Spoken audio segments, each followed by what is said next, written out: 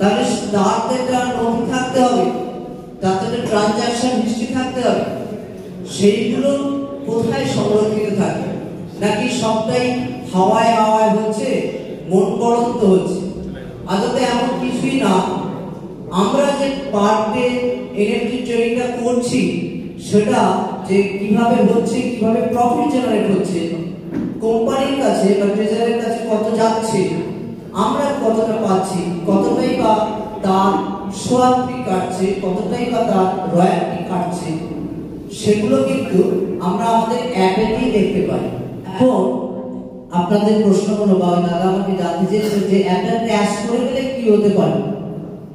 App যদি ক্র্যাশও করে যায় কোনো সমস্যা নেই, অ্যাপ যদি নন ফাংশনিংও হয় কোনো সমস্যা নেই, অ্যাপ যদি প্লে স্টোরে নাও থাকে কোনো সমস্যা নেই।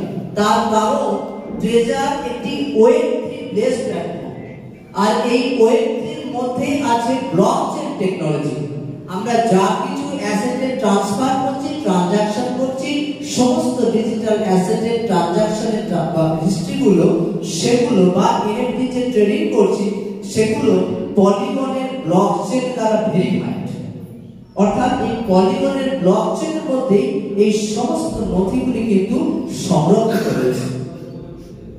সুতরাং এটা কিন্তু ভাবার কারণে যে অল ওভার ওয়ার্ল্ডে 75টা দেশেতে ট্রেজার কাজ করছে, কে এত খতিয়ান রাখে, কে তার নজরদারি করে, সব কিন্তু করার লোক রয়েছে।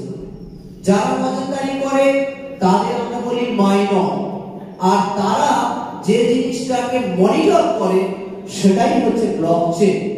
এখন জেনে নেব যে এই ব্লকচেন টেকনোলজির মধ্যে একটা ব্লক সেটা কি কি জিনিসকে সংরক্ষণ করে? সংরক্ষণ করে তিনটে জিনিস। একটি হচ্ছে ডেটা, একটি হচ্ছে হ্যাশ, আর একটি হচ্ছে প্রিভিয়াস হ্যাশ। একটা ব্লকচেনের একটা ব্লকের মধ্যে এই তিনটে জিনিস সংরক্ষিত হয়: ডেটা, হ্যাশ, প্রিভিয়াস হ্যাশ।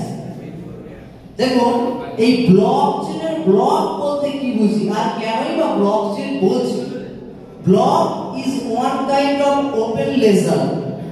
একটা মনে করুন খোলামেলা নথি, বা একটা মনে করুন খোলামেলা রেজিস্টার, যেটা আপনি আমি সবাই দেখতে পাবো, সবাই মনিটর করতে পারবো। That is a block and open ledger. কিন্তু এইগুলো ব্যাংকের ক্ষেত্রে হয় না। মনে করুন আমরা প্রত্যেকে তো ব্যাংক অ্যাকাউন্ট রেখেছি, কিন্তু ব্যাংক অ্যাকাউন্ট কি অন্যের অ্যাকাউন্টটা বা অন্যের অ্যাকাউন্টের থ্রু দিয়ে কত ট্রানজাকশন হচ্ছে আপনাকে আমাকে দেখতে দেবে? সবাইকে দেখতে দেবে না। ব্যাংক কিন্তু নিজেই নথি সংরক্ষণ করে, নিজেই তার তত্ত্বাবধান করে, দেখাশোনা করে। ঠিক একই রকম ভাবে গণতান্ত্রিক রাষ্ট্রে আমরা যে ভোট দিই, আমরা বুঝতেই পারি না অনেক সময় যে কে কার ভোট দিয়ে চলে যাচ্ছে, সেই ভোট নিয়ে দাঙ্গা বেড়ে যাচ্ছে। কিন্তু মনে করুন এমন একটা টেকনোলজি আসলো যেখানে আমরা কে কে ভোট দিচ্ছে আমার বুথে, সেটা আমরা প্রত্যেকে দেখতে পাবো, এবং সে নিজেই নিজের ভোটটা কাস্ট করেছে কিনা সেটাও আমরা জানতে পারবো।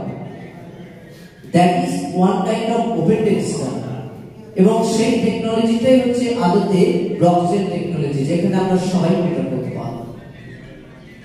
আমি একটা কথা বলবো, মনে করুন আমাদের একটা মনে করুন কারো একটা জমি রয়েছে, 1 বিঘা জমি। সেই জমির আম নিয়ে সমস্যা হতে পারে, জমির মাপ নিয়ে সমস্যা হতে পারে।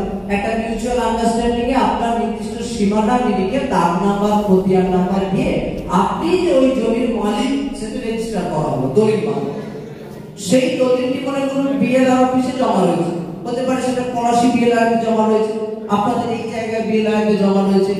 কিন্তু মনে করুন যে শুধুমাত্র এই জায়গায় আপনার তো ওই দলিলটা রয়েছে, সেইটা যদি মনে করুন পলাশীতে, মুর্শিদাবাদের কোন একটা জায়গায়, ডোমকলে হোক, বেতুয়াতে হোক, বা মনে করুন যে আরো রানাঘাটে হোক, কৃষ্ণনগরে হোক, বিভিন্ন জায়গায় বিএলআর অফিসে যদি আপনার সেই নথিটাকে সংরক্ষণ করতে হতো তাহলে, বা করা যেত, তাহলে আপনার পাশের যে ব্যক্তি, প্রভাবশালী ব্যক্তি, সে কি আপনার নথিটাকে টার্মিনেট করতে পারতো, হ্যাম্পার করতে পারতো?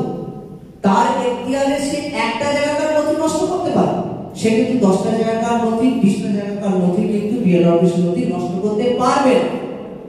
That kind of technology is known as blockchain technology. এটাই এর সুরক্ষার একটা বড় দিক এবং যার জন্যই আমরা এই ব্লকচেন টেকনোলজিটাকে অ্যাডপ্ট করে আমাদের ইলেকট্রিসিটি গুলো করি। মনে করুন কিভাবে কাজ করে। মনে করুন এ একজন মেম্বার, সেই ব্যক্তির কাছে $100 রয়েছে। সেই ব্যক্তি তার $100টা বি এর কাছে সেন্ড করবে। তাহলে কিভাবে সেন্ড করবে? তাহলে মনে করুন এর একটা ট্রানজাকশন, এই যে ট্রানজাকশন ব্যাংকে টাকা পাঠালে আমাদের কি ইউটিআর নাম্বার আসে। ঠিক মনে করুন যে এ থেকে যখন বি এর কাছে ট্রানজাকশন হলো তখন সেই ট্রানজাকশনের কোডগুলো হবে এ এ এ। ঠিক সাপোজ উদাহরণস্বরূপ তাহলে এইটি হলো ট্রানজাকশন হ্যাশ বা যেটা ব্যাংকে থেকে আমরা ইউটিআর। ঠিক মনে করুন বি এর কাছে $50 পাঠানো। ঠিক তখনই এই যে ওপেন লেজার বা এই যে ব্লক সেখানেতে নোডের ভিত্তিতে লেখা হবে এ থেকে বি এর কাছে একটা ট্রানজাকশন কাজ করছে। তারপর বি মনে করুন সি এর কাছে $25 ট্রান্সফার করলো, 25 ইউএসডি ট্রান্সফার করলো। তাহলে বি এর এগেইনস্টে যে ট্রানজাকশন গুলো হবে তাহলে সেগুলো মনে করুন বি বি এইভাবে হচ্ছে। সব কিন্তু প্রিভিয়াস কি বলেছি যে ব্লকচেন প্রিভিয়াস ট্রানজাকশনের হ্যাশকে নোট করে। তাহলে যখন এ থেকে বি এর কাছে আসবে তখন কিন্তু বা বি এর থেকে সি এর কাছে আসবে সেটাও নোট হবে। অর্থাৎ এ থেকে বি এর কাছে যাচ্ছে, বি এর থেকে সি পর্যন্ত সমস্ত ডেটাটা নোট হচ্ছে। সঙ্গে কি নোট হচ্ছে? এই যে ট্রানজাকশন হ্যাশ। এবার মনে করুন সি ডি কে $15 সেন্ড করছে। তাহলে সি এর ট্রানজাকশন হ্যাশ সাপোজ CCC। আবার মনে করুন তাহলে এখানে কি নোট হবে? এ থেকে বি, বি থেকে সি এবং সি থেকে ডি এর কাছে ইউএসডিটি বা ডিজিটাল অ্যাসেট ট্রান্সফার হলো। সবশেষে দেখা যাচ্ছে ডি এর থেকে এ এর কাছে $10 ট্রানজাকশন হচ্ছে। তাহলে সেটাও নোট হবে ডি এর কাছ থেকে এ এর কাছে যে ট্রানজাকশন হলো। অর্থাৎ এ থেকে বি, বি থেকে সি, সি থেকে ডি এবং ডি থেকে এ। এই যে দেখুন আপনার ব্যাংক কি এত নথি রাখে? ব্যাংক কিন্তু এত নথি রাখে না।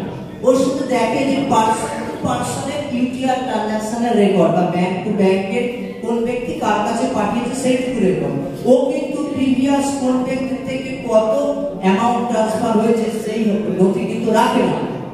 কিন্তু ডিসেন্ট্রালাইজ হওয়ার সুবাদে এবং ব্লকচেন টেকনোলজি থাকার সুবাদে আমরা কার কাছ থেকে কার কাছে ট্রানজাকশন হচ্ছে সেই ট্রানজাকশনের ডেটা সংরক্ষণ করছি। প্রিভিয়াস ট্রানজাকশনের হ্যাশ, সেই ট্রানজাকশনের হ্যাশ সংরক্ষণ করছি এবং প্রিভিয়াস ট্রানজাকশনের হ্যাশটা সংরক্ষণ করছি।